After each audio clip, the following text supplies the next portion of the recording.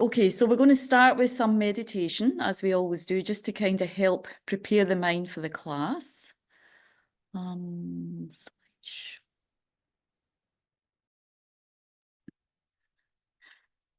Grappling with the technical bits for a minute.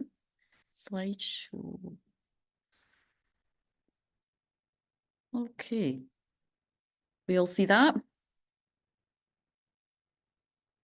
Okay, so let's take a minute just to settle our mind into wherever we feel comfortable for meditation.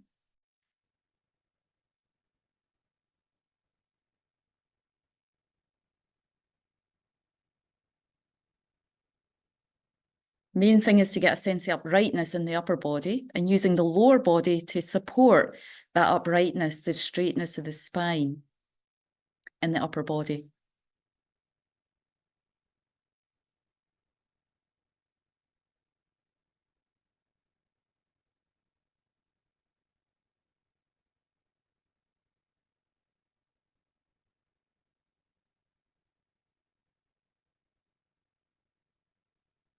Taking in a few breaths. So we can either just do a few deep breaths, or if you'd like to, we can do together the 9-round breathing.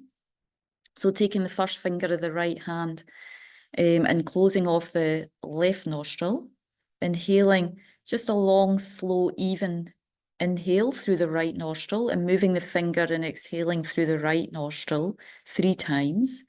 Just at your own pace, but a sort of long, slow, deep inhalation going through the diaphragm, going through the stomach area, just a kind of allowing it to kind of flow through the whole body as we inhale and exhale that way 3 times on that side.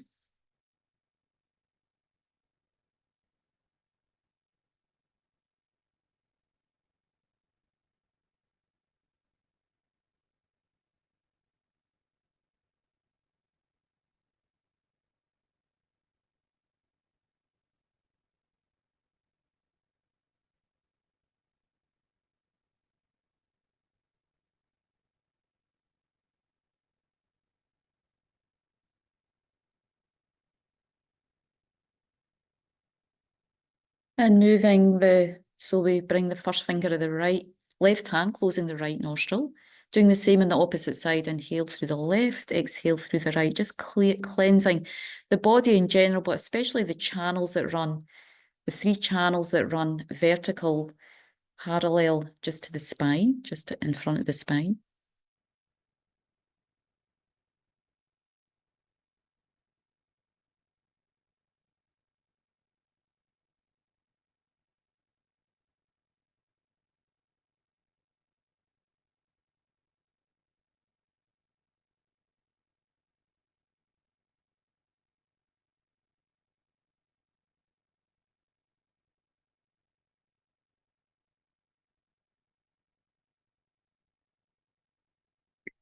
And similarly through both nostrils, deep, long inhalation and exhalation 3 times.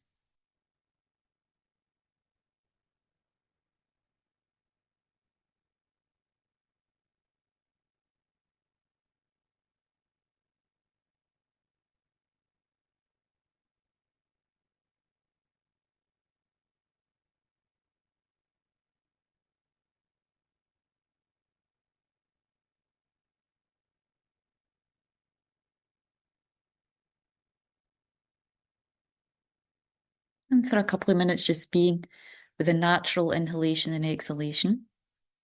Placement meditation, just being at the tip of the nostrils with the sensation of the breath going in and out of the nostrils. Just placing our mind like an anchor on the nostrils. If it wanders, just catching our thoughts, ourself in thoughts, and gently and firmly anchoring the mind, the awareness back on the nostrils, at the tip of the nostrils.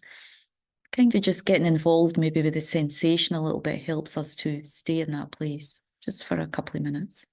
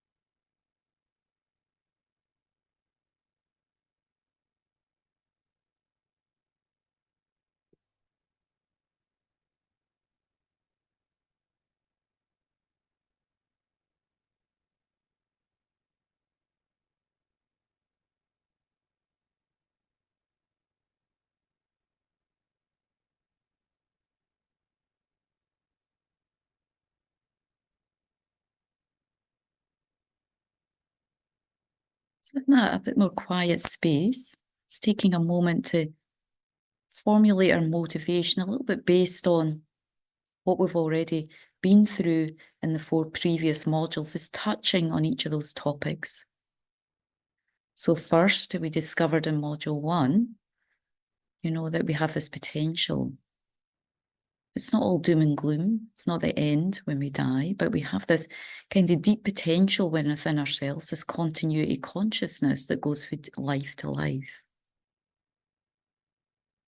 And the quality of this consciousness is that it has a potential to transform.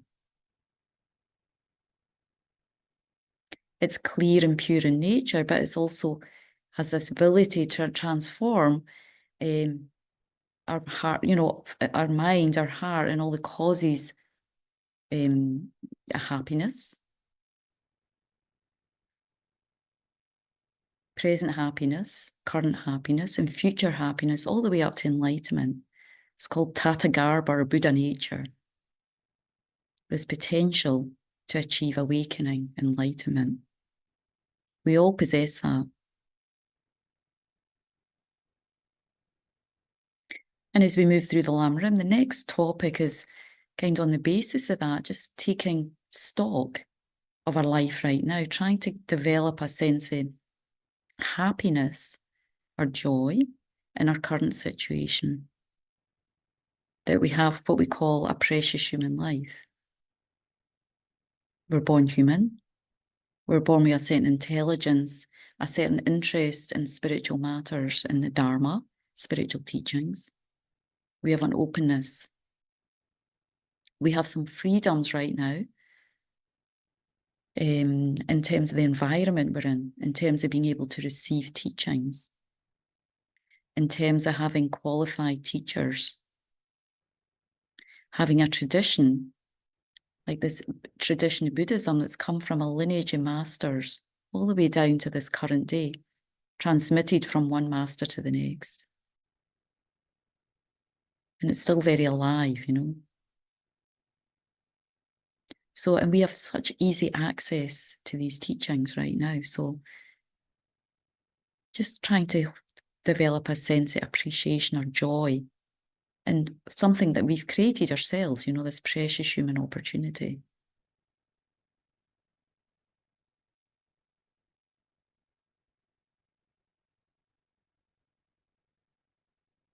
But what further creates the kind of stage or the inner development of the mind in the Lamrim is remembering that we have this opportunity, but it's almost like a flash of lightning. Life goes very fast. As Lama Tsongkhapa says, this life is as impermanent as a water bubble.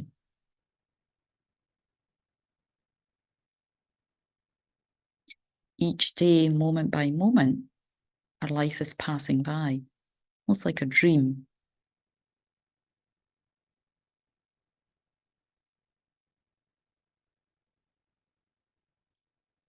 And by remembering death, it helps us to kind of think about really what is the purpose of life. Puts a spotlight on, what do I really need to do with my life? What really creates happiness and peace?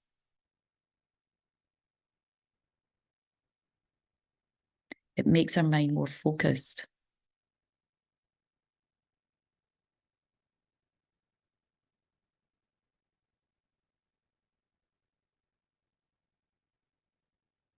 And the next topic we're going to look into on the basis of these two is like thinking more deeply, trying to get a deeper understanding of karma, the causation of phenomena, how things exist or play out in our lives, trying to understand that more deeply. What really creates happiness? What really creates suffering?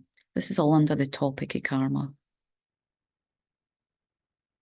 So that much more we understand that much more we can grasp the essence of this, our precious life, our precious existence right now, the freedoms that we have that are quite fleeting, quite short, but we can take the essence by observing and understanding and creating the causes of happiness for ourselves in the future, and even in a wider way as we move through the Lam Rim. The causes of peace and liberation, freedom from suffering and the causes of suffering. And as we more deeply understand and are able to practice the more subtleties of karma, we can even create the causes for enlightenment. It's all within our hands. Coming mostly from the key teachings on karma. How we work and operate with karma to create all these different levels of happiness up to enlightenment.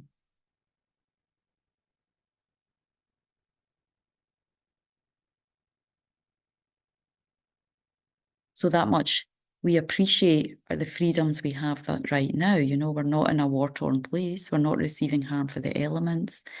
Most of us have enough food, clothing, and shelter, these basic things, along with the Dharma teachings, freedom to investigate these teachings, you know, study, reflect on. It's so precious, you know.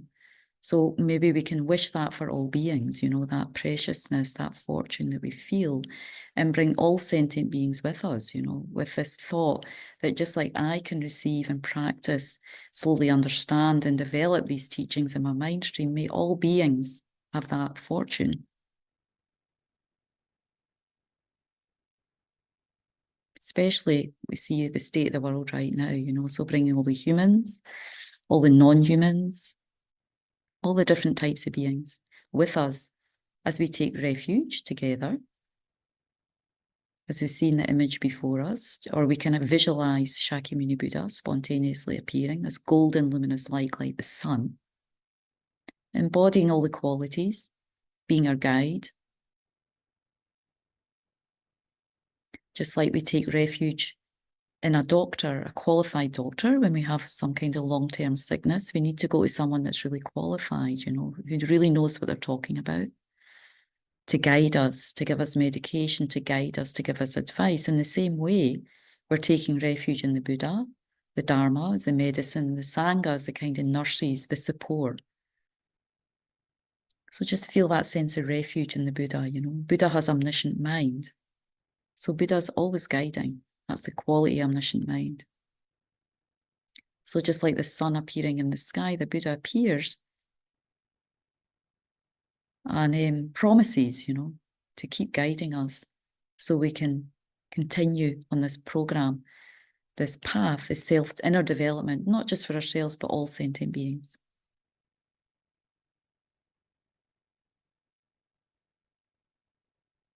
So we're going to chant once in Tibetan, twice in English. O Sangye Chodan Sogi Chognamla Chanchu Bardu Dagni Kyapsu Chi Dagi Chin Sogi Pe Sonamge Drola Penjir Sangye Drupar Shog. I take refuge until I'm enlightened in the Buddha, the Dharma, and the Supreme Assembly. By my merits of generosity and so forth, may I become a Buddha to benefit transmigratory beings. I take refuge until I'm enlightened in the Buddha, the Dharma, and the Supreme Assembly. By my merits of generosity and so forth, may I become a Buddha to benefit transmigratory beings. And then from Buddha's holy body, from his heart, streams forth golden light and nectar. So for our minds really to transform or get a deeper understanding, to be able to go below the level, a deeper level spiritually of understanding of the teachings, for them to absorb more into our mind stream, we always need the blessing, you know, the blessing of the Buddha, purifying our mind, receiving the blessing, the kind of quality of his omniscient wisdom and compassion. So that's embodied in this mantra. It's embodied in the words and the sounds and the syllables. Each syllable vibrating with this golden energy of light that's filling us up with the Buddha's wisdom, you know, especially the understanding to give us a deeper understanding or clarity on karma, you know, how it functions in our life, how we can start to shift and change and create even more and more causes for inner peace and happiness for ourselves and others. So feel that's all embodied in the mantra as we chant together, and just allow ourselves to be showered with this golden light through our whole being. Hayada mene mene maha minaye soha. Tayada mene mene maha minaye soha. Tayada mene mene maha minaye soha. Tayada mene mene maha minaye soha. Tayada mene mene maha minaye soha. Tayada mene mene maha minaye soha.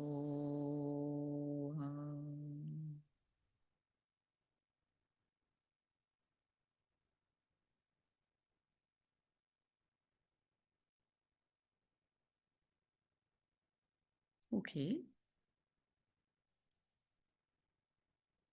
excuse me. So as we'll do, we'll just follow through. I have a series of slides as I usually do this evening. So all about karma, session 1. So just touching in with what I was mentioning in the motivation. Just to feel that, it's so important on a spiritual path. What really brings energy and motivation is this kind of sense of joy and feeling fortunate, what kind of eludes us often in the West, Because if we're not brought up with that, if we're not taught that, we tend to get into self-doubt, self-criticism. These minds tend to come, because we don't have maybe the nourishment of spiritual teachings and how to generate joy in our life early in our life, So that's why Precious Human Rebirth, that teaching for us is so important to really try and connect with that and think about it more deeply. So as Lama Zopa Rinpoche says, we're incredibly fortunate that we have met the teachings and have some idea of karma. So right now we all have a little bit idea of what that is, or at least we have an openness. We want to know more about it. I mean, it's talked about a little bit more, it's a word that's kind of dropped a lot now. I don't know if people generally know what it means, but at least it's out there, So before this, we stumbled along blindly trying to be happy without any real idea of the causes of happiness. And what, and never really knowing why things went wrong, no matter what we did. Now we have the perfect infallible route of suffering, So route out of suffering. So we might not be quite there yet with the last sentence, that it might not feel perfect and fallible to us right now. But think about it, I mean, without these teachings, I mean, I sometimes go back because I think, gosh, sometimes I feel like maybe I'm not progressing very far. And then I try and go back and remember, but 5 years, 10 years ago, I was here and I didn't have this understanding or this knowledge, and it caused me to act or transform my actions in a different way, or to be in a different way. So, I think for us, connecting with Precious Human Rebirth and always going back and thinking, especially developing a kind of appreciation slowly for the teachings, how we've met them and how they've started to kind of affect our actions, our behavior, who we are. Even if we're just started on the path, there's things that we already gather, knowledge that we get that we can think is quite precious,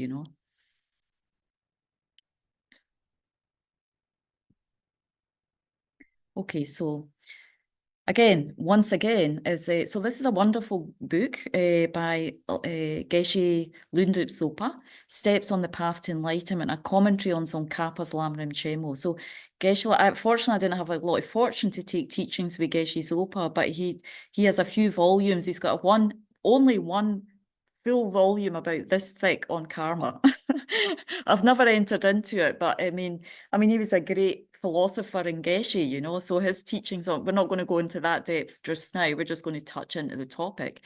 But as he says, once we gain the indiscriminating understanding of how things work, we must make a great effort to act accordingly. Human effort can have tremendous power and can make a great difference in the path that our life takes in the future.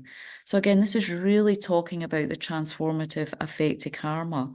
Once we understand that, we have this capacity and ability, and once we understand more deeply karma, this is when the transformation can really start to happen in our mind. This is when we really can start to open up more and more levels of present and future happiness for ourselves. What this is also touching on is this kind of point that I'm making about our human existence. You know, Geshe-la mentions human effort, you know. So what this is touching on a little bit is the topic, which we don't cover too much because it gets into this area of discomfort for people about the other realms of existence, you know. So we're not going to mention the hells just now. We're not going to mention the spirit realm right now, but I just want to touch a little bit on the animal realm. Just drop this in here. So I don't know if some of us spend a bit, you know, I've read much. Some of us already read some Lamrim, you know. But what Geshe-la's sort of alluding to here is that, you know, one of the aspects of having a precious human life is not being born in other realms of existence, you know, such as the animal realm, you know. So a lot of us might think, I had just had a great conversation with one lady. She actually came to, she's been in the Dharma for a while, and she loves cats. She's also a vet, and she takes care of cats that are really sickly. And she made a comment the other week about how she absolutely loves her cats, but she says they're just cold-blooded serial killers. Now, I don't know if that'll maybe touch some people's sensitivities, but I love the way she said it. I mean, she completely adores her cats, but for, you know, when we start to kind of look below the surface, for those of us who may have not already done that, and even for those of us who have, you know, sort of investigate what's really going on in the animal realm. And it's not to say that the animals, they don't have some quality, you know, and some sensitivity. You know, some animals actually behave better than humans, right? I mean, as His Holiness says, the ants work very nicely together to build a home and collect food. I mean, they're really good in working community, maybe much better than Westerners, you know. So they do have some qualities. But what we're talking about here specifically is the ability that they don't have the intelligence to be able to listen to teachings. You know, it doesn't matter how much, even my friend was saying, you know, it doesn't matter. We know that it doesn't matter how much we say to the cat, you know, it's not good to kill. The cat's never going to be able to understand that teaching, you know, never be going to be able to take that in that form and that life as a cat, you know. So in that level, what we're saying is, being born in the animal realm, there's a certain karma that's going on there that prevents, you know, 99.9% of animals really being able to receive teachings and certainly understand. Even at our level, it's hard to understand karma, but at least we can hear the teachings and we have the intelligence and ability to be able to kind of think about them and contemplate them and see if it's really true in our life experience. So we would say, not that animals are bad, they also have innate goodness, they also have Buddha potential. But what the Buddha's saying is, in these teachings, what the Lamrim's presenting is that we're very fortunate to have human intelligence, to not be born in a place where we're continually controlled by our karma. You know, like, you know, at certain realms, you know, they have to kill, they have to harm others, and, you know, to be able just to have food, you know. So we're in a situation right now where we don't have to actually directly do that, you know, and we're also in a situation where we can receive teachings. We have the intelligence to be here, to be able to meditate and reflect on the teachings. That opportunity is open to us right now. So believe it or not, you know, it's something for us. It's not to put animals in a lower place as such. It doesn't mean that we don't love our animals and take care of them, but it's to try and open up and really see what's going on karmically for the animals. The more we understand karma, what's going on with their life right now. You know, they might love us and show affection as dogs, or some animals do, but the majority of them are not in the position to do that, you know. And the majority of them aren't in the position to be able to receive and understand teachings and change their karma law, change the condition they're in. So again, this is something actually, as I say, it's like, by doing that comparison, it's the idea is to have compassion, even more compassion for our pets and animals, wild animals, pets, whatever, and also to recognize that we're in this precious situation right now. We're not in that state. We're in the state of being a human, and that's a kind of rare opportunity. So again, trying to get a sense of joy out of that.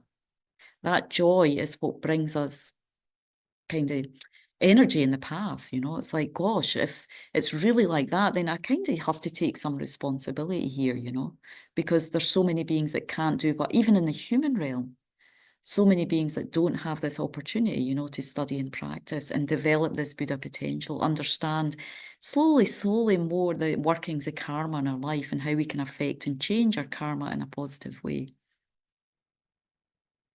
So just in a nutshell, you know, what we're trying to do in this course, the objectives is to understand the Buddhist view of karma and the role it plays in an experience of happiness and suffering. To learn to differentiate skillful and unskillful actions so we can make the wise choices in our behaviour, you know, the best, most skillful choices in our behaviour and how we can influence, you know, our future as well. And then most importantly, probably what I want to emphasize is to sort of introduce, and Laurel touched on this, you know, to introduce purification practices, why we need to purify once we understand karma, why it's important to purify, and some methods we can use based on our deeper understanding of karma and how it plays out in our life to purify unskillful actions. So hopefully introducing the 4 opponent powers and the practice of Vajrasattva, you know, as we get to the last class. So that's the kind of aim of this course. So again, what's karma really, it's addressing, you know, this question. Maybe some of us came to this course precisely, not just this course, but the whole Lam Rim, the whole Buddhist teachings, because we couldn't really understand why stuff happens to us. You know, what's really going on in my life? Why is this happening to me and not them? Or, you know, all these kind of things that go on in our life, you know. So to understand more deeply what's really going on below the surface of what appears day to day in our life. So maybe before we even heard about karma, or had some understanding of karma, some feeling for karma, some interest, maybe we had these ideas, you know, that things happen because it's God's will, or God is rewarding or punishing us in a certain way, you know, there's that might still be kind of affecting us in some way, that kind of idea, that philosophy, you know, we might still have some feeling of that, or that it's all determined. It's simply fate, you know, why things happen to me and others. It's just their fate. It's all chance, you know, everything's random, you know, so there's nothing really we can pinpoint to why this happens to that one or this one, or why whatever's going on in the universe, why there's wars, why there's harm for it. It's just all random, you know, there's nothing really connecting in any significant way. Or it all comes down to good luck or fortune. But again, there's, you know, all of these, in a way, it doesn't really answer the big question, why, you know.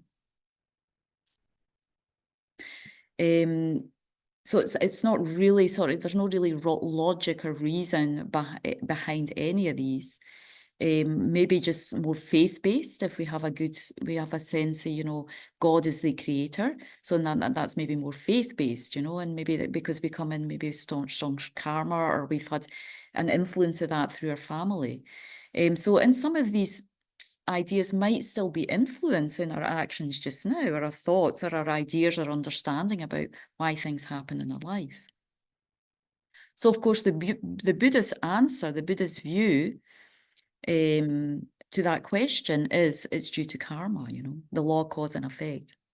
Things happen to people due to their past, to us, to others, due to their past actions. So we're the creator of our own experiences. So what karma is, you know, there's little bit different ways to define karma.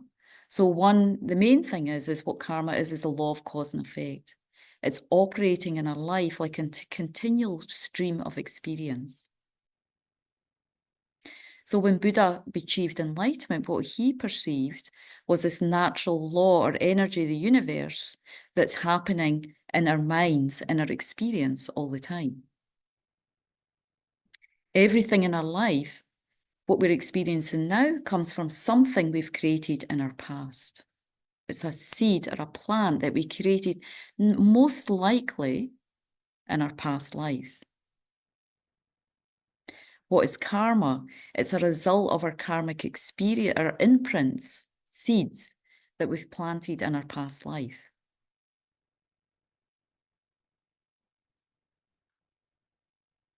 So again, what is karma? Karma's the natural law of causation, the workings of cause and effect in our mental continuum. It's the answer to why things happen. So a bad thing happened to me today, but I'm not going to get angry at my friend because that's just going to create the situation of anger to come back at me. When you start to understand it that way, then you stop reacting.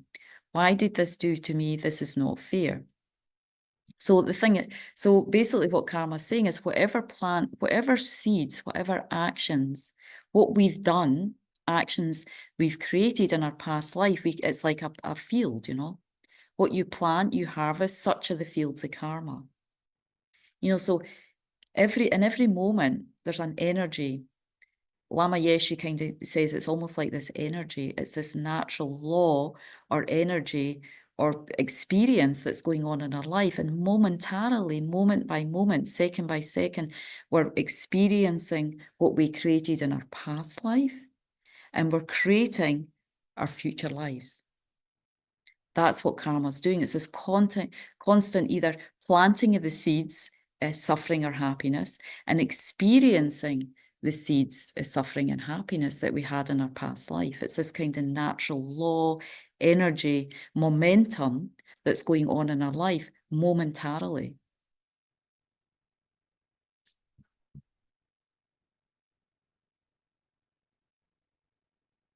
So the thing is with karma, you know, once we start to understand that actually karma's the causation in my mind, it's a causation, a natural law of causation, and I'm kind of controlling it, but I'm not really as well.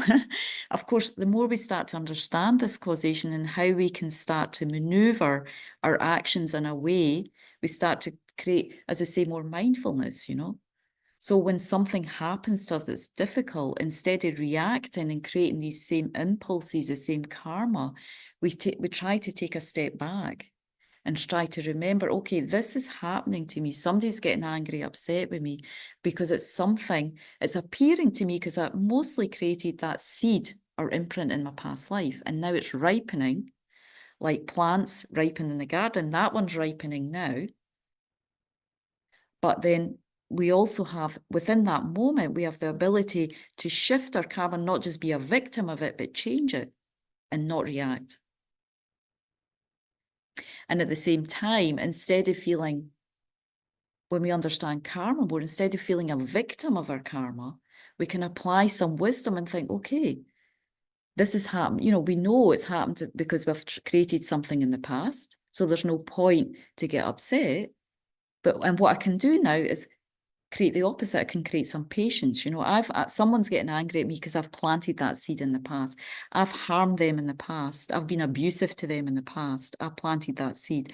But now what I can do in my field of consciousness is create the causes for happiness, practice patience, practice kindness, practice good speech, not react in that moment. So it's not that karma's just this kind of done deal, you know, there's this causative thing that's going on all the time where we can continually, while receiving and experiencing karma that sometimes is inevitable, you know, it's ripening, there's not much we can do about it. The same moment we can start to shift and transform our karma.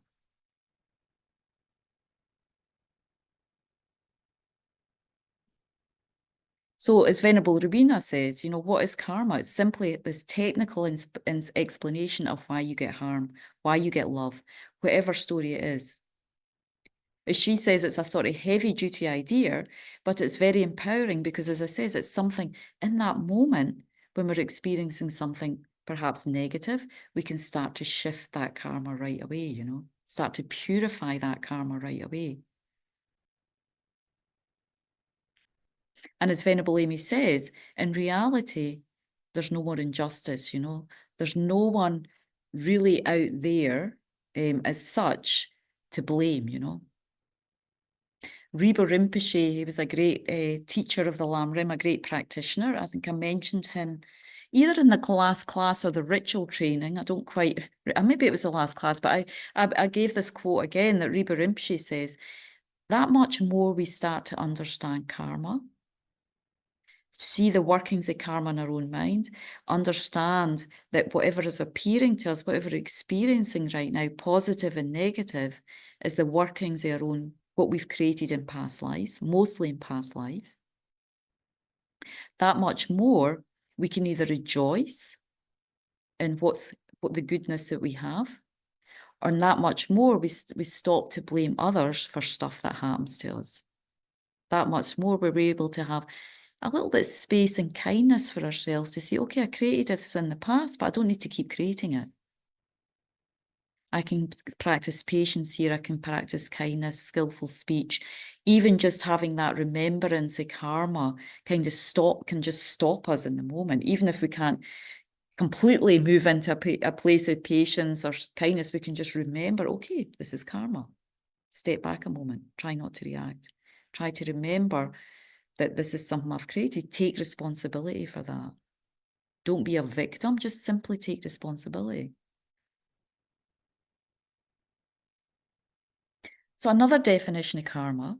So the main, karma is, as I say, this working of causality that's going in our mind stream all the time. It's the nature of who we are. But also karma, another definition, it literally means action. It refers not to just what we say and do, but it's actually, so it's what we say and do with our body and speech, but it's primarily coming from the thoughts that we have, the movement of the mind through the mental factor of intention. So karma, we create karma mainly from the place of intention.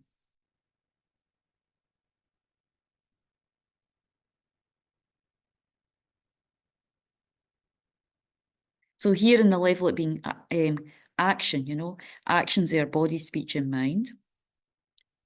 Again, we are through the actions of our body, speech, and mind, day by day, and through the factor intention, motivation, we are constantly creating either the causes of suffering or happiness through mainly the thoughts. So the thoughts guide, the intentions guide the actions of our body and speech. So real mindfulness in Buddhism, I mean, we talk about, and mindfulness is this key word that many people are practicing in sort of different ways, to try and benefit. Obviously, the whole point is to benefit our mind. But in terms of the Lam Rim, the real mindfulness starts to be about mindfulness of karma. What are we creating in our lives? What actions are we doing with our body, speech, and mind? What creates suffering for us and what creates happiness, and trying to really get a deeper understanding of that through understanding karma. And also, once we understand that, we're more mindful with the actions of our body, speech, and mind day by day, moment to moment. And also not just momentarily, as we start to observe our actions of body, speech, and mind, and try to act in accordance with the causes that create happiness, we'll not even start to create more peace and happiness in this life. What we're doing is we're setting up the stage for future life's happiness. Because generally, what the Buddha said is, we don't need to have, at the level of where we are now, we don't need to grasp and cling too much about wanting to have clairvoyance. Simply by having a basic understanding of karma, we can have an idea of what we created in our past life. When we sow this field, right? We're sowing the field. When we sow any seed in the ground, it doesn't just spontaneously come into a tree or a plant. It takes time. Similarly, with the seeds actions that we're creating with our body, speech, and mind in our mental continuum, the seeds of karma that we're creating, they take time to ripen in our mind, which we'll discuss more about when we go into more about the characteristics of karma. But generally, every seed we create, it takes time. It gets deposited like a karmic imprint in our mental continuum. But that takes time to nourish and grow and develop and ripen into a certain result. So generally, what we can say right now based on that is what we experience right now in this life is more or less what we've created in past life and the last few lives. And that we can also, by studying the Wheel of Life, you start to understand that a little bit more. But basically, in a basic level, you know, we can understand when we plant any kind of seed, it takes time. Anything in life takes time to nurture and grow. So similarly, our mental continuum, these seeds or imprints of karma that we're putting in the mental continuum take time to nurture, grow, and for the causes and conditions to manifest for them to ripen. So mostly what we're in right now, our karmic experience, our friends, our family, our life, our feelings, our thoughts, our emotions are all, a lot of it's happening due to karma we created in our past life. That's what we're experiencing. But what we can do right now is sow the field of our future life's happiness. This is what all the lower scope, what we call the lower, this kind of first level of spiritual goal or direction we want to go in, is to create the causes of future happiness in future lives. Excuse me. That's what we call in the Lamrim, the lower capacity being. So first goal, spiritual level of spiritual happiness. I've mentioned this a few times in the class. First level of spiritual happiness, yeah, we all want to be happy this life, right? So as soon as we start to try and observe karma, shift and change our actions, purify a little bit, what happens is the mind starts to get more happy naturally. And that also creates an environment where we're creating the sort of positive field of imprints and karmas for our future lives, to experience happiness in our future lives. And then within that field, that becomes more ripe, that becomes more lush. So in that field, as we develop and our karma, our good karma increases and grow, we're able to create on this ground of what we call morality, good behavior. We're able to even start to create these causes of liberation, you know. We're starting to understand more how ignorance functions in our mind, how we can start to understand more deeply the nature of mind, the teachings on emptiness. It's like once we understand karma, it starts to open the door to understand our deeper levels of consciousness, what is our ultimate nature. But without karma as a prerequisite and sort of purifying and working with karma, it's very hard for us to get to kind of understanding the more subtle levels of our mind, you know, understanding these more subtle levels of teachings on emptiness, how to see the delusions in our mind. But when we sweep away the stains of negative karma and we start to practice more and more positive karma, then all the teachings start to open up more deeply in our mind. The understanding, the feeling, the experience of the teachings start to open up more. So it all centers around these teachings on karma. Start to shift and change and develop the causes of happiness. Future lives, causes of happiness of liberation, freedom from birth and death, and even greater motivation of developing this kind of sacred mind of bodhicitta, this mind that is embodied in the Buddhas, that has these skills and capacities to benefit sentient beings in a vast way. And as we see in the experience of like our great teachers, you know, Kyabje Lama Zopa Rinpoche, His Holiness the Dalai Lama. So all pivots around this understanding of karma and start to bring it more specifically in our life, creating these causes, all these different levels of happiness.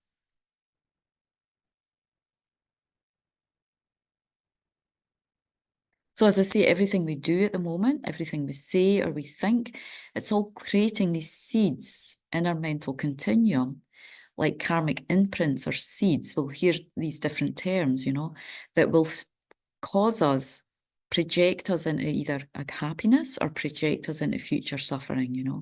So for skillful, so the first part of the Lamrim is all about, in many ways, developing a self-compassion. So we do hear this in a lot of spiritual teachings, but real self-compassion in the Lamrim is understanding karma and acting in accordance as much as we can, start shifting our actions in accordance with karma, in accordance with these vital teachings that the Buddha taught. Because, you know, the Buddha just wants us to be happy, you know, there's no question. All these holy beings, they all want us to be happy. And the main way to develop happiness is understanding karma in this and future lives. So again, just touching in again about karma being intention. So this is a lovely way that Geshe Tashi Sering explains it in his book, Buddhist Psychology. Karma is one of the most important words in Buddhism because it's often misunderstood. It refers to the law of cause and effect in relation to the mind. We may perform actions with our body or speech, but it's our mental acts, our perceptions of our physical and verbal acts that create karma. So it's true, everything, before we act with our body and speech, we know that there's a thought process that's going on. There's an intention. There's a movement of the mind behind that. And that's really the main instigator in karma, in creating karma, creating these seeds and imprints. For example, when our mind focuses on certain things, it needs some kind of direction to go in, something to pursue. As when we arrive at a roundabout where many different roads begin, a decision must be made about which to take. So that decision is intention.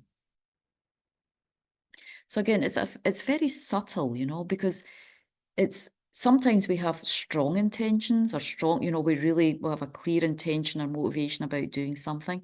But actually, in a very, momentary level, karma's going on. We're making decisions and intentions and actions with our body, speech, and mind day by day, moment by moment, second by second. So we're constantly planting seeds, imprints, impressions of karma on the mental continuum.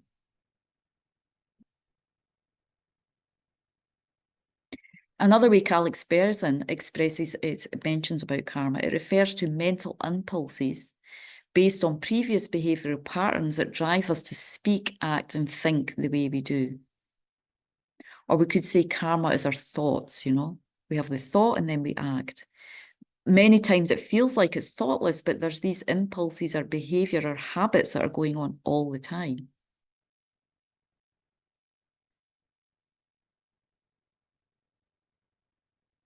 Oh, sorry, that's the same slide. I don't know what happened there. Got it twice.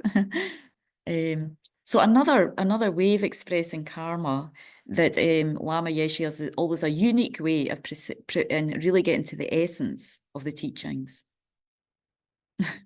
So as Lama says, it's the energy.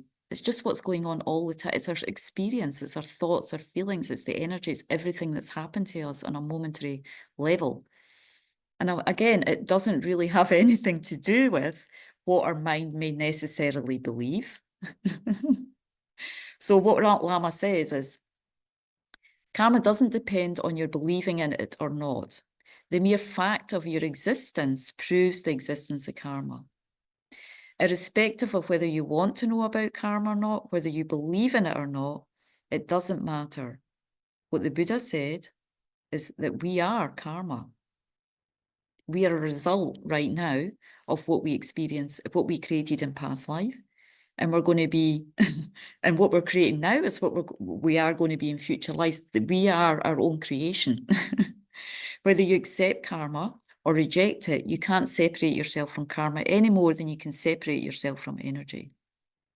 So we can't think, well, I don't really believe in karma. That's fine. That's okay. But nonetheless, what the Buddha said, what Lama's saying here is we are karmic energy. We are volition.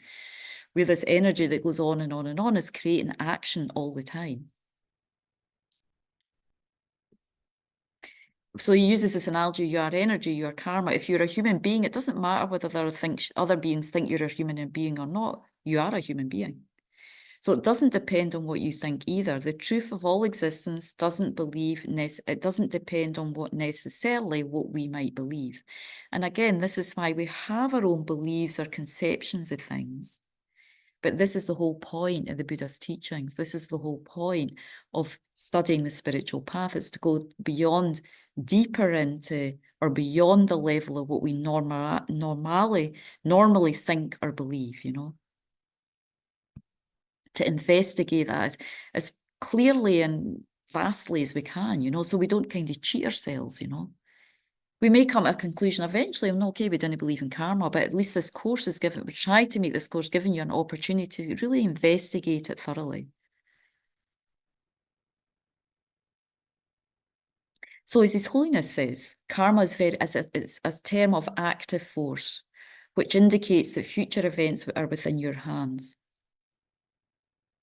So again, it's back to what Alex Berzin says, it's a series of karmic impulses, So sometimes we can feel kind of stuck in our habits, you know. I mean, it's not that we're all at this course because I think we want to be better people. You know, we want to develop our wisdom, we want to act more skillfully in our life, we want to have more patience. I mean, there's many, we have all these, I'm sure we're all have these motivations, you know. So but sometimes we feel very kind of stuck in our ways, you know, in our habits, you know. So the good news is, you know, due to karma, due to this active force, and a lot of the time due to the power of purification and understanding karma, we're able to shift these habits. We're able to shift our actions of body, speech, and mind. We're able to shift our maybe impulses or habits of being aggressive, speaking harshly, you know, all, you know, anything, you know, it's having jealousy. All these things can be we can shift and change through the power of understanding karma more and through the power of engaging in purification. Purifications that, you know, because our mind, karma is, there's aspects of karma where it's definite, but it doesn't mean that it can't change, you know. So karma has this changeability embedded within it. The nature of karma is change, activity, volition, and so we have the opportunity to take hold of our good karma and purify our negative karma.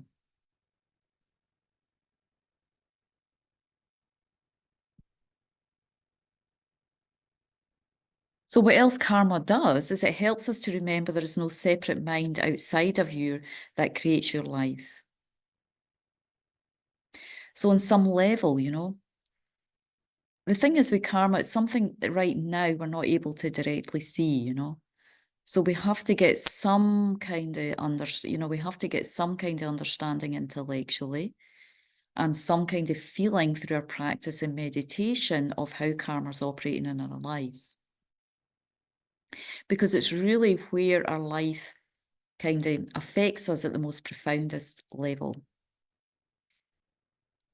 Sometimes we can see, you know, how external causes and conditions, you know, people work, they have a good job, they make money, you know, we can see causes and conditions of karma, why karma ripens, but we don't really see it's almost like we see the conditions of karma, because even karmic seeds, you know, when we plant a seed, even in the ground, there's causes and conditions that cause it to ripen, you know.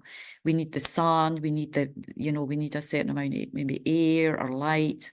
We need water. You know, it needs a certain amount of care. So similarly, for karma to ripen, it needs these causes and conditions, you know. So often in life, we can see causes and conditions of things, but we don't, what evades us, what we're not able to see at this moment is the underlying causes of why things happen. So we can, as I say, we can easily see with our own eyes, you know, like the neighbour, for example, you know, one neighbour has a beautiful garden and it's easy to see they have it because maybe they're rich and they're able to put money in the garden and they've created the causes and conditions for that. Maybe they have a good gardener, they're able to plant the flowers, but you might see someone right next door who has a similar, you know, similar place. They have similar conditions, but somehow nothing's able to grow in their garden, you know. There's some kind of seed or imprint in the mind that's where they're not able to enjoy a beautiful garden. On the same level, you could say, you know, why, when we look at maybe a little more deeply, you know, why are some people born beautiful, you know? Sometimes the parents are beautiful, but you know, when the child's born, not necessarily having the same beauty of the parents, where another child might have the beauty of the parents. Some people, they experience a lot of sickness in their life. So again, they might have come from a family where the parents are very strong, but somehow the child experiences a lot of sickness in their life. One of the child becomes very sick, another child's very strong, you know. So what's that coming from? It's not just coming from some causes and conditions and maybe being born in a wealthy family where you can get access to medicine, but still the child experiences a lot of sickness in their life. So that's coming from something that we can't necessarily see. And that's coming from these deeper causation that we've created in past lives.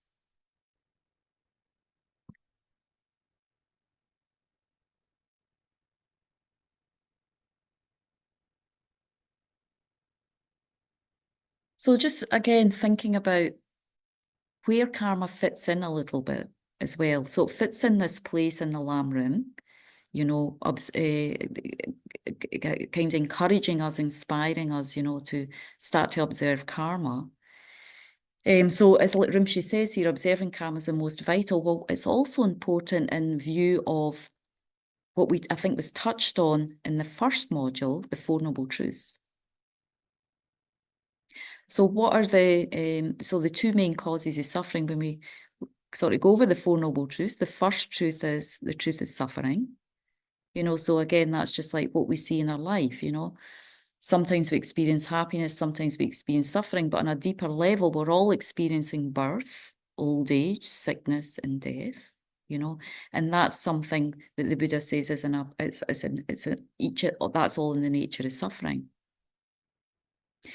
The truth of the cause of suffering. So we can see on some level why we get sick, you know, why some of that becomes clear, you know, why we experience sickness, but it's not clear for us why we experience birth, old age, sickness, you know, death, you know, that's not clear. So what the Buddha said, the causes of suffering come from our mental continuum, the presence of karma and delusion in the mind. So where karma fits in terms of the overall teachings of Buddhism and the Four Noble Truths, it fits in as a second cause of suffering and something that we need to eliminate from the mind. Karma or action, contaminated karma. To be able to achieve the peace of liberation, to be able to eventually free yourself, you know, what the main aim of the teachings is to kind of liberate yourself from the wrong view of self. You know, that's a kind of higher goal, the goal that we're trying to move into in the second level of these teachings, the second level of happiness. Spiritual happiness is trying to achieve the peace of liberation. So, but in order to do that, we need to eliminate what we call contaminated karma from the mental continuum. Contaminated karma is something that we create due to the presence of ignorance, a wrong view, having a wrong view of self, you know, having this kind of sense of separateness, this sense of this experience of duality that's going in our mind all the time. You know, a sense that I'm doing this, I'm doing that, I'm going here, I'm with this person, I'm happy, I'm sad. That sense of that wrong view of self is the main kind of, how would you say, the main one responsible for us creating karma, or what we call contaminated karma, an impure action. It's creating an impure seed on the consciousness that projects us into rebirth in future lives. So on another level, not just to, you know, in the first sort of level of spiritual happiness, we just want to adjust our karma, you know, to a level where we try to create good karma that's going to allow us to have a good future rebirth. And we'll go into the sort of what they're called as the 10 virtues and avoiding the 10 non-virtues, the 10 actions that create happiness and avoiding the opposites that create future suffering. So those we'll go into in the next class. But on the second level of spiritual happiness, we also need to work with karma, because what we want to do is try and thin down our karma and create the causes for us to slowly be able to eliminate this process of contaminated karma that we're creating all the time, that projects us into future rebirths and causes us again and again to cycle in samsara. So to achieve the peace of liberation, we have to eradicate these two causes of suffering, these two problems that the Buddha diagnosed. These are the two main reasons why we experience any suffering at all. It's because of the presence of karma, or what we could say is it's really contaminated karma, because it's a contaminated, just like, you know, food can get contaminated with bacteria. It's like our mind right now, it's this pure, clear, knowing nature, but it's contaminated like dust on the mirror. So we can't see properly, contaminates. It's not completely ingrained in the mind, but it's contaminating the mind to a level where we're not able to see things properly. Karma and delusion. So we continually create more contaminated karma that cycles again us into cyclic existence. So that's why observing karma in the beginning of our practice is so important. If we want to just create happiness now, peace now in our life, and peace in the continuity of consciousness into future lives. It's important in the second part of the path, when we want to develop minds like renunciation and also start to understand more deeply the teachings on emptiness and get a realization of emptiness, we need to really purify more and more karma there. We need to have an understanding and take care even more carefully karma in our actions. We need to create more and more specific actions for that. And it's important in the last part of the path, when we enter into the Mahayana path and we want to be able to develop bodhicitta, well, we need to understand what kind of causes that creates. That we need a lot of virtue. We need to create a lot of inner goodness. We need to practice what we call the 6 perfections. You know, generosity, morality, patience, joyous effort, concentration, and wisdom. These, we need to understand how to create those. And that again is creating that type of karma, that kind of goodness or merit in the mind to develop our mind gradually into the process of enlightenment. So, you know, whether we're a beginner in the path or whether we're, you know, in the third or fourth bodhisattva bhumi, you know, or whether we're in, you know, wherever we are, we need to understand and practice and really observe karma. Understand what conditions, causes and conditions are creating these higher and higher levels of spiritual happiness.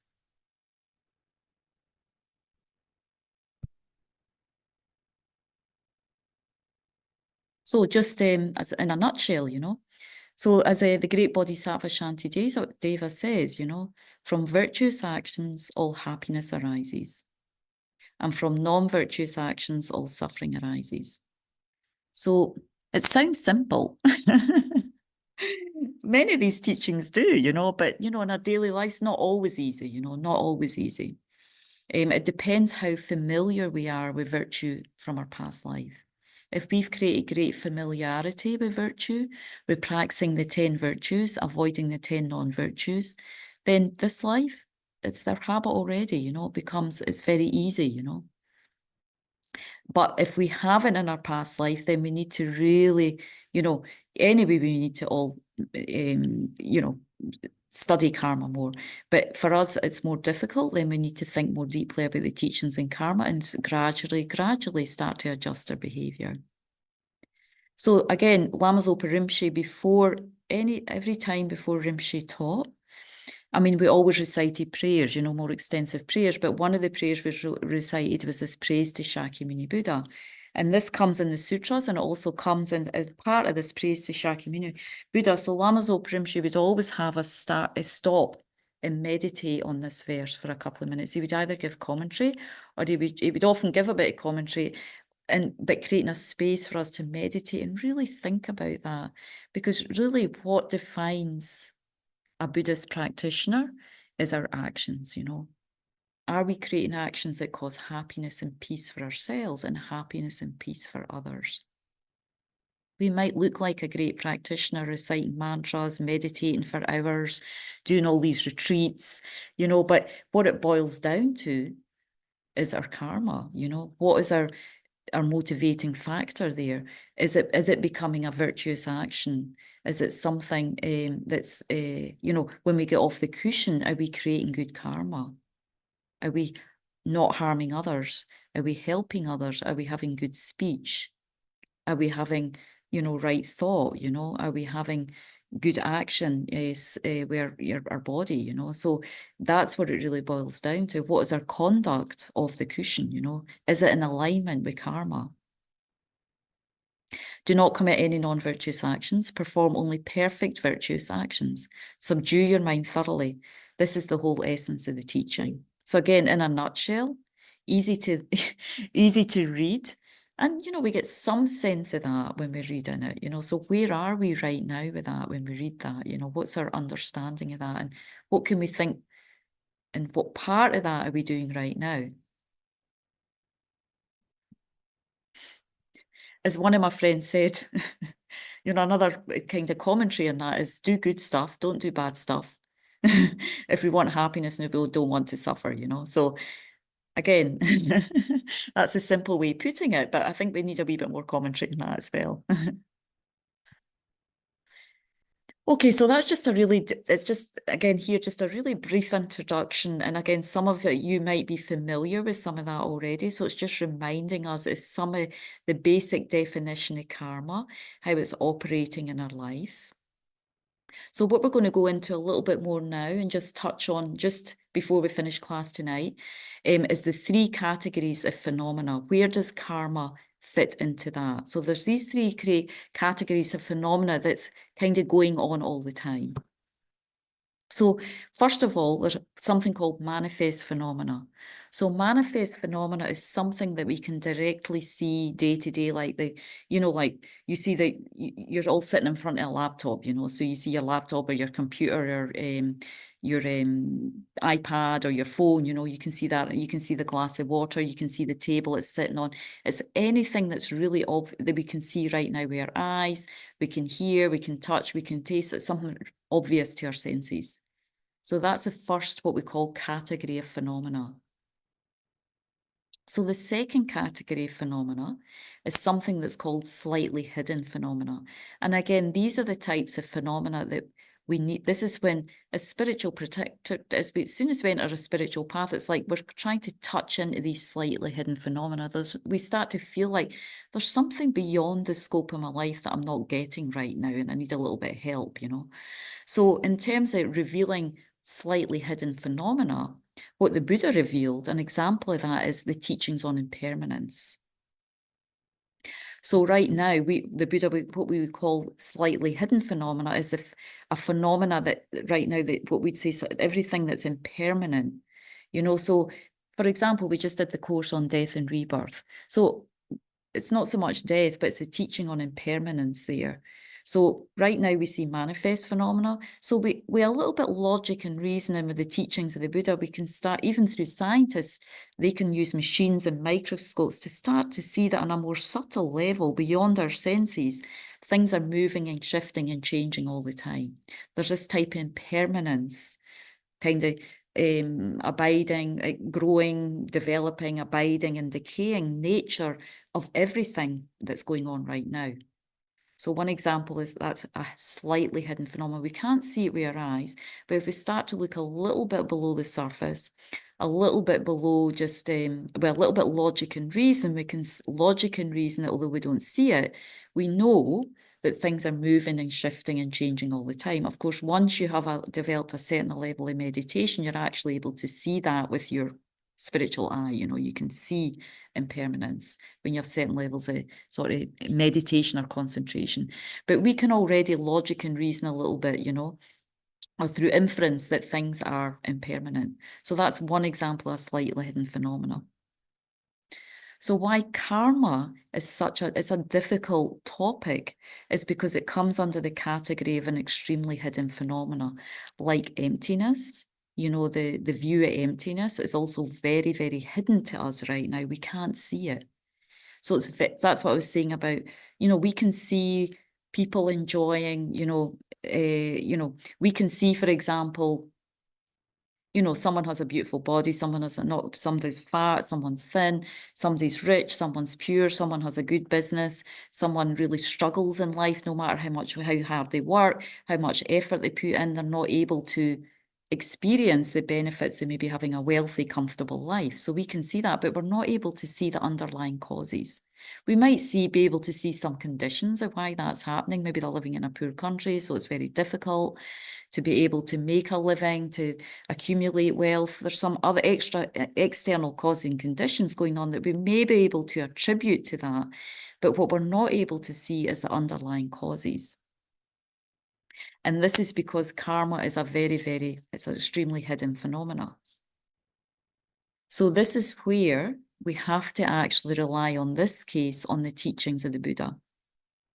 So it's not exactly blind faith, because how we work with karma is we think about all the teachings of the Buddha that have, worked with our mind, that we can kind of have an inference or an understanding through some logic and reasoning, or through our meditation, we can start to see and understand, you know, this, what the Buddha taught here was correct. This is my experience, you know, or what the Buddha taught here was correct, because I can use some logic and reasoning and get an understanding of that. But right now, for the teachings in karma, it's a little bit more difficult, because it takes a lot longer to be able to see the workings of karma, you know. So, but hopefully, as we study the teachings, as we start to, for next week, next time we'll talk, we'll go on to the general characteristics of karma. Then we're going to start to explore the virtues and the non-virtues. And even at a sort of experiential level, we can start to see ourselves when we practice virtue more, the mind starts to get more happy.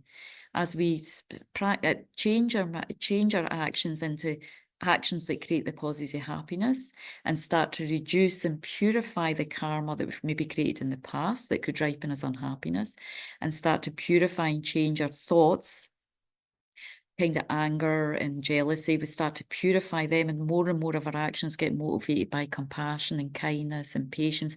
We start to feel that something's shifting in our mind, and we start to have a little bit more conviction in karma.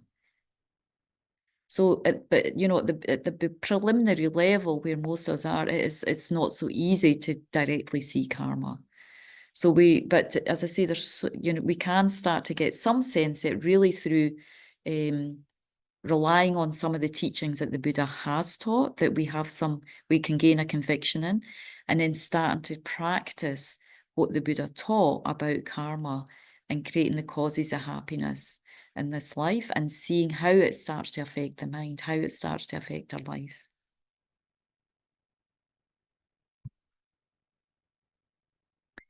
Okay, so was there any, can I just open up? We've got another 5 minutes. So can we, stop share? Want to see, okay, let's see if I can see everyone. So does anyone have any questions or any comments so far with the material? Cheryl. Yes, Cheryl. Hi, thank you. I actually have two questions. Okay. One is when you were talking about karma is not just about actions, but also our mind, what's in our mind. And I guess I never really thought about it that way. You know, I think about trying to, you know, act in a way that would benefit my karma in the future. So I have this example I want to ask you about. One time I was getting ready to go to a class at Ocean of Compassion that I was really looking forward to attending. And I got an emergency phone call from my son who asked me if I could go get his dog from the dog sitter because he was out of town, because the dog was very sick, and take it to the emergency vet. So I did. And I was happy to be able to help him. But in my mind, the whole time I was there for hours, I was feeling a little resentful about missing the class I wanted to attend. So I feel like I was doing something good for someone, and yet I wasn't entirely thinking that I was happy about it. And so I just wonder if you have a comment about that kind of thinking. Or what kind of karma you're creating?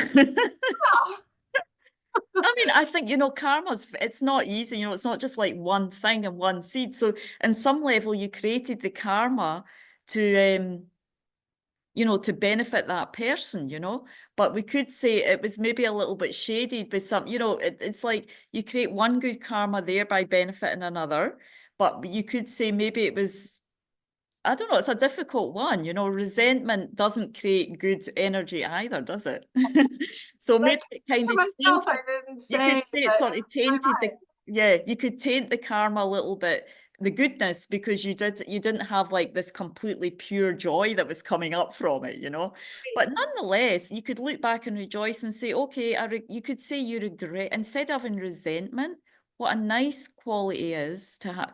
So one thing, and we'll go into that when we go into purification, actually what's positive is a regret, this sense of regret. So you could say, well, I regretted missing the class because that was something virtuous that you also missed. You can't do, at this point, we can't often do two virtuous things at the one time. We can't be at two places in one time. So maybe you could shift that into, I regretted missing the class, and I'm happy that I benefited that person. Okay, that's a good way to That's think. more virtuous, you know, than you resent that person. So, but regret actually, as we move into the four opponent powers, how we purify, regretfulness is actually, when we know how to work with that, that becomes a virtuous state of mind. Mhm. So if you can just try and go back there and go, well, I'm going to purify the resentment. Maybe when we do the Vajrasattva practice, you can purify that and think, but I do regret missing it because it was something really important. But, you know, hopefully these days you can, well, now you can catch up on Zoom, right? So maybe then there wasn't, but that's a benefit too. We can also almost do two things at the one time. Yeah. And But then yeah, I mean, so we create a lot of mixed karma all the time. It's not that our mind, sometimes we do something, but the motivation's quite mixed. The yeah, intention's mixed, yeah. And it's good to see that. And it's yeah, not to judge yourself about it, it's just to start to work with it. So how can we make this more positive? You know, right. what kind Yeah, of mental states can I bring about that makes it more positive, you know, like that? And that's when we start to understand karma more. How can we do that? And especially through purification as well. That's a really important part of karma and understanding the four opponent powers. well, I look forward to learning about that. That's the juicy part for me of this Another topic. question, if you As soon don't as I heard about karma, I was like, I need to purify, you know? I mean, that's being really active when you hear about karma. Doing, you know, purify also means listening to teachings, getting a good understanding. It means there's many ways you can purify, you know, so. Maybe we have one more question because I'm aware that we're on time and I don't, you know, I know people might need. If somebody else has a question. Does anyone else have a question or just something they want to share? I have a question about karma and Yeah. people with, you know, I work with kids with special needs, so sometimes they do harm to you, like physically. Yes. Yeah. And do they, like, I'm a little bit lost because I say to myself, they are helping me create good karma because I'm here to help them. Yeah. And do they create at the same time the bad karma for themselves?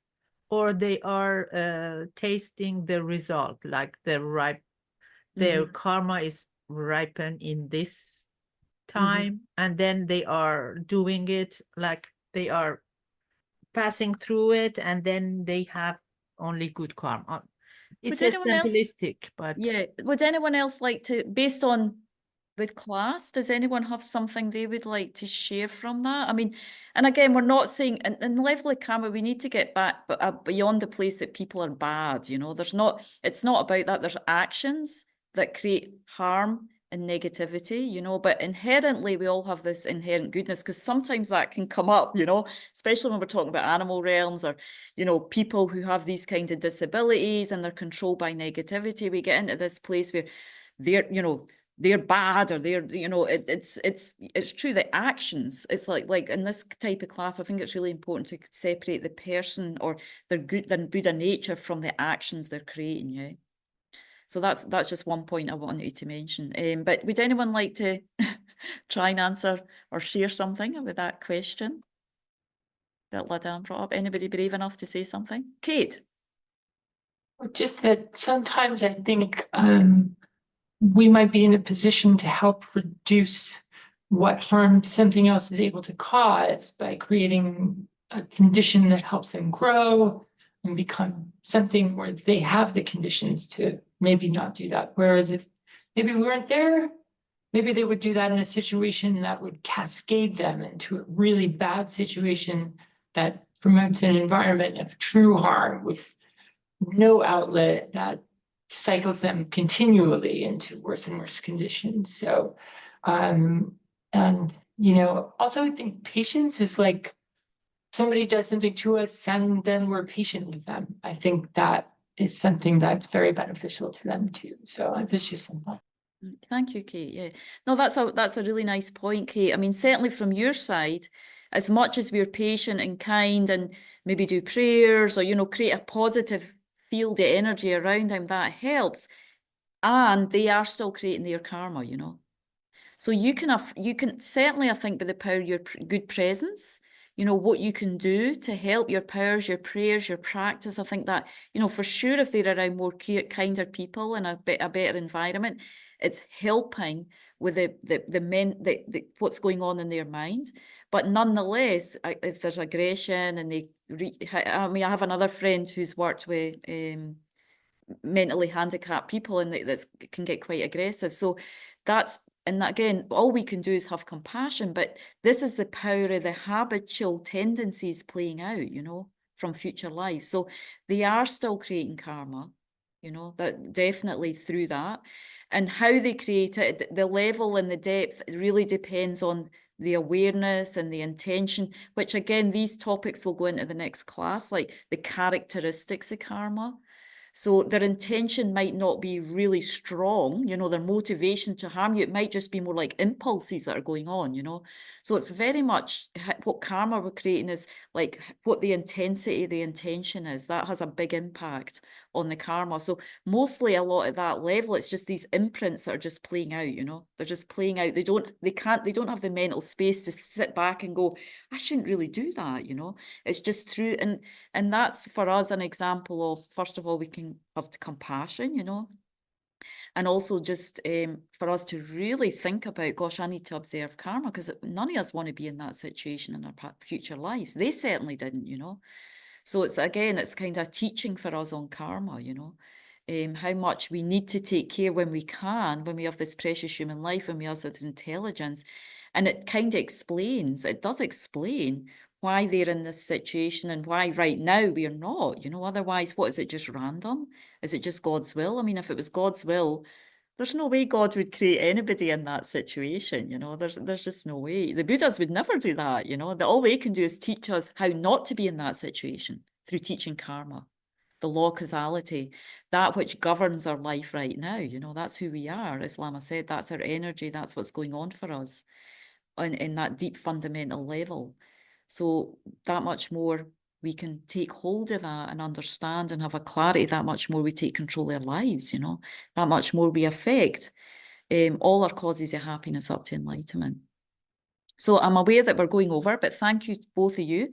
So I just want you, you know, we have a couple of weeks, if you're able to do a little bit of the required reading, and also the Lam Rim, you know, this Lam Rim book has some beautiful, there's some beautiful days, maybe the first 8 to 10 days, just going over the first sort of topics of karma. If you're able to read them a few times, some of those over the next 2 weeks, that would be wonderful as well.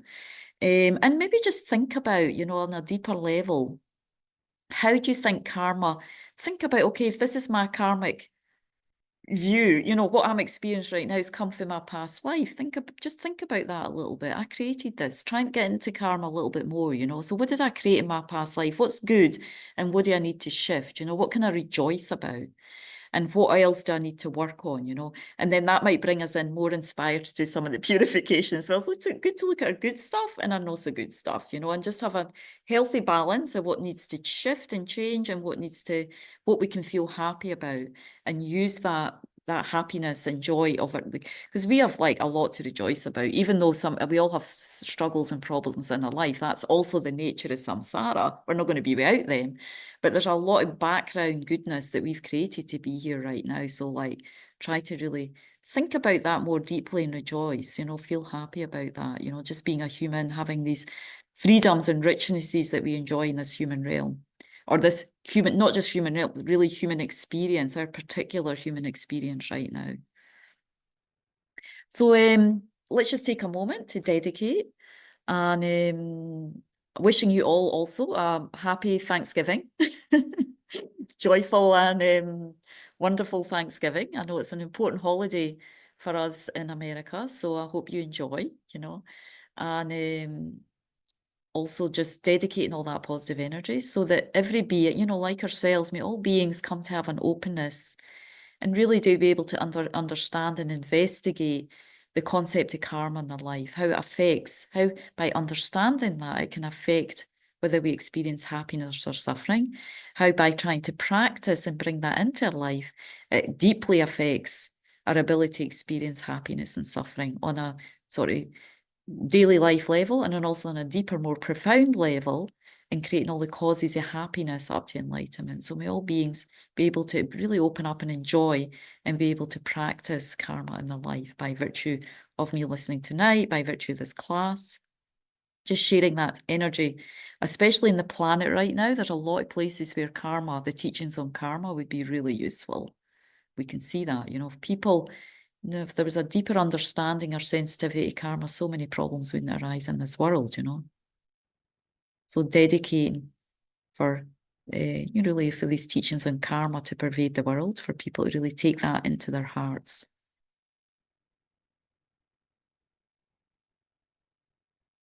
Okay, thank you so much. So we'll see you in 2 weeks. Thank you. Good night, everyone. Thank you. you. Thank you. Thank Good you. Bye, night. bye, Laurel. Bye, Laurel. Lovely to see you. Thank you. Cheryl and everybody, Esther, Thank you very Dan, much. Ladan. We're getting very comfortable on the Zoom, Ladan, yeah? See you a lot. Urs, lovely to see you as always. Dave, thank you. See you at the puja, Dave. Okay. Good night. Enjoy. Night.